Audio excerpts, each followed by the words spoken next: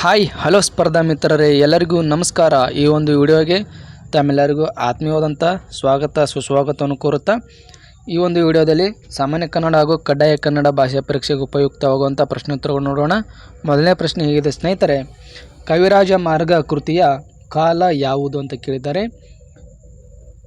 8ನೇ ಶತಮಾನ, 9ನೇ ಶತಮಾನ, 10ನೇ ಶತಮಾನ, 17ನೇ ಶತಮಾನ, ಯಾವ ಒಂದು ಕಾಲಮಾನವಾಗಿದೆ ಸ್ನೇಹಿತರೆ? ಇದಕ್ಕೆ ಸರಿಯಾದಂಥ ಉತ್ತರ ಸ್ನೇಹಿತರೆ ಆಯ್ಕೆ 2, 9ನೇ ಶತಮಾನ. ಕವಿರಾಜ ಮಾರ್ಗವು ಕನ್ನಡದ ಮೊದಲ ಲಾಕ್ಷಣಿಕ ಗ್ರಂಥವಾಗಿದೆ. ಇದು ಶ್ರೀವಿಜಯನಿಂದ ರಚಿತವಾಗಿದೆ. ಇದರ ಕರ್ತೃ ನೃಪತುಂಗ ಎಂದು ಹಲವಾರು ವಿದ್ವಾಂಸರು ಕೂಡ ಏನಪ್ಪ ಅಂತಂದರೆ ಹೇಳಿದ್ದಾರೆ. ಆಪ್ಷನಲ್ಲಿ ಶ್ರೀವಿಜಯ ಇದ್ದರೆ ಶ್ರೀವಿಜಯ ಹಾಕಿ ಅಥವಾ ನೃಪತುಂಗ ಇದ್ದರೆ ನೃಪತುಂಗ ಹಾಕಿ. ಮುಂದಿನ ಪ್ರಶ್ನೆ, ಯಾರನ್ನು ಮಕ್ಕಳ ಸಾಹಿತ್ಯದ ಪಿತಾಮಹ ಎಂದು ಕರೆಯುತ್ತಾರೆ? ಪಂಜೆ ಮಂಗೇಶರಾಯರನ್ನು ಮಕ್ಕಳ ಸಾಹಿತ್ಯದ ಪಿತಾಮಹ ಎಂದು ಕರೆಯುತ್ತಾರೆ. ಇವರು 1912ರಲ್ಲಿ ಮೊಟ್ಟ ಮೊದಲ ಮಕ್ಕಳ ಸಾಹಿತ್ಯವನ್ನು ರಚಿಸಿದ್ದಾರೆ. ಇವರನ್ನು ಶಿಶು ಸಾಹಿತ್ಯದ ಪಿತಾಮಹ ಎಂದು ಕೂಡ ಕರೆಯುತ್ತಾರೆ. ಇವರ ಒಂದು ಪ್ರಸಿದ್ಧವಾದ ಬಾಲಗೀತೆ ನಾಗರ ಹಾವೆ ಹಾವಳು ಹೂವೆ ಎಂಬುದು ಪ್ರಸಿದ್ಧ ಬಾಲಗೀತೆಯಾಗಿದೆ. ಮುಂದಿನ ಪ್ರಶ್ನೆ ಸ್ನೇಹಿತರೆ, 3ನೇ ಪ್ರಶ್ನೆ ಹೀಗಿದೆ, ಕನ್ನಡ ಛಂದಸ್ಸು ಇದು ಯಾರ ಕೃತಿಯಾಗಿದೆ?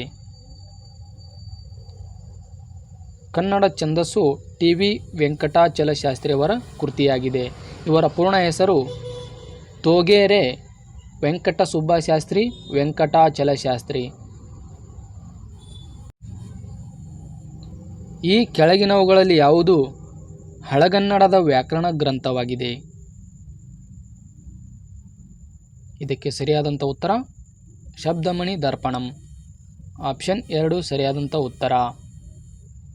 ಕನ್ನಡದಲ್ಲಿ ರಚನೆಗೊಂಡಿರುವ ಸ್ವತಂತ್ರ ಕನ್ನಡ ವ್ಯಾಕರಣ ಗ್ರಂಥಗಳಲ್ಲಿ ಇದು ಕೂಡ ಒಂದು. ಮೊಟ್ಟ ಮೊದಲನೇದಾಗಿ ಇದೇನಪ್ಪ ಅಂತಂದರೆ ಸ್ವತಂತ್ರ ಕನ್ನಡ ವ್ಯಾಕರಣ ಗ್ರಂಥವಾಗಿದೆ. ಇದು ಕೇಶಿರಾಜನಿಂದ ರಚಿತವಾಗಿದೆ. ಮುಂದಿನ ಪ್ರಶ್ನೆ,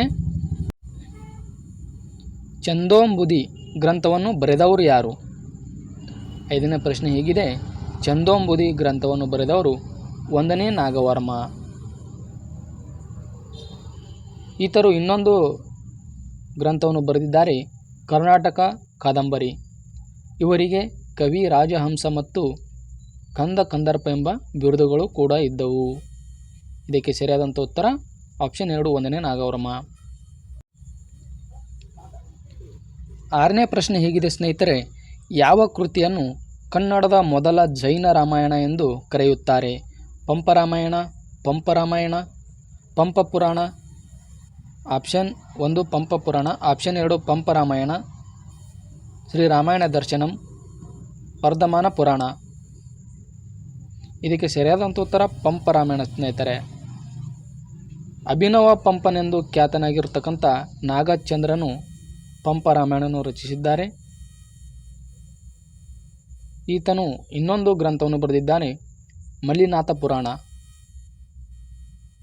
ಮತ್ತು ರಾಮಚಂದ್ರ ಚರಿತ ಪುರಾಣ ಕೂಡ ಇನ್ನೊಂದು ಬರೆದಿದ್ದಾರೆ. ಅದಕ್ಕೆ ಇರುವ ಇನ್ನೊಂದು ಹೆಸರೇ ಪಂಪರಾಮಾಯಣ.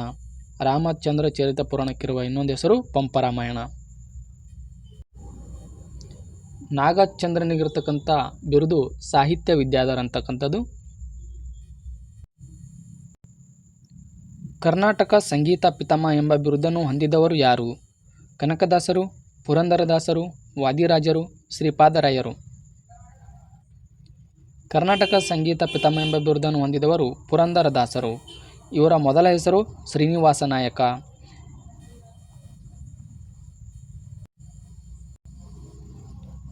ಶಾಂತಿ ಪುರಾಣ ಕೃತಿಯ ರಚನಾಕಾರರು ಯಾರು? ರನ್ನ, ಪಂಪ, ಪೊನ್ನ, ಕನಕದಾಸ. ಶಾಂತಿ ಪುರಾಣ ಕೃತಿಯ ರಚನಾಕಾರರು ಪೊನ್ನರು. Option 3 is the right answer. ಪೊನ್ನರನ್ನು ಉಭಯ ಕವಿ ಚಕ್ರವರ್ತಿ ಎಂಬ ಬಿರುದಿನಿಂದ ಕರೆಯುತ್ತಾರೆ. ಇವರು ರತ್ನತ್ರಯರಲ್ಲಿ ಒಬ್ಬರಾಗಿದ್ದಾರೆ. ರತ್ನತ್ರಯರು ಯಾರಪ್ಪ ಅಂತಂದರೆ ಪಂಪ, ಪೊನ್ನ ಮತ್ತು ರನ್ನ. ಇವರನ್ನು ಕನ್ನಡದ ರತ್ನತ್ರಯ ಎಂದು ಕರೆಯುತ್ತಾರೆ. ಇವರ ಗ್ರಂಥಗಳು ಜೀನಾಕ್ಷರಮಾಲೆ ಮತ್ತು ಭುವನೈಕ್ಯ ರಾಮಾಭ್ಯುದಯ ಹಾಗೂ ಶಾಂತಿ ಪುರಾಣಗಳಾಗಿವೆ. ಚಂಪೂ ಕವಿ ಎಂದು ಪ್ರಸಿದ್ಧರಾಗಿರುವ ಕವಿ ಯಾರು? ಪಂಪ, ರನ್ನ, ಪೊನ್ನ, ಜನ್ನ. ಚಂಪೂ ಕವಿ ಎಂದು ಪ್ರಸಿದ್ಧರಾಗಿರುವ ಕವಿ ಪಂಪರು. ಇವರು ಕನ್ನಡದ ಆದಿಕವಿ ಎಂದು ಪ್ರಸಿದ್ಧರಾಗಿದ್ದರೆ ಇವರ ಕೃತಿಗಳು ಆದಿಪುರಾಣ ಮತ್ತು ವಿಕ್ರಮಾರ್ಜುನ ವಿಜಯ. ಒಡ್ಡಾರಾಧನೆ ಯಾವ ಧಾರ್ಮಿಕ ಕಥೆಗಳ ಸಂಗ್ರಹವಾಗಿದೆ? ಬೌದ್ಧ, ಜೈನ, ಶೈವ, ವೈಷ್ಣವ. ಒಡ್ಡಾರಾಧನೆ ಜೈನ ಧಾರ್ಮಿಕ ಕಥೆಗಳ ಸಂಗ್ರಹವಾಗಿದೆ. Option 2 is the right answer.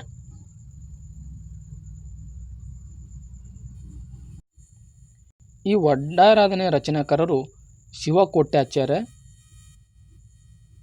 ಇದು ಏನಪ್ಪ ಅಂತಂದರೆ ಕನ್ನಡದ ಮೊಟ್ಟ ಮೊದಲ ಗದ್ಯ ಕೃತಿಯಾಗಿದೆ ಒಡ್ಡಾರಾಧನೆ.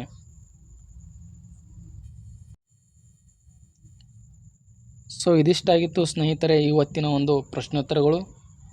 ಕನ್ನಡ ಸಾಹಿತ್ಯ ಹಾಗೂ ಕಡ್ಡಾಯ ಕನ್ನಡ ಪರೀಕ್ಷೆಗಳಿಗೆ ಯೂಸ್ಫುಲ್ ಆಗ್ತಕ್ಕಂಥ ಪ್ರಶ್ನೋತ್ತರಗಳು.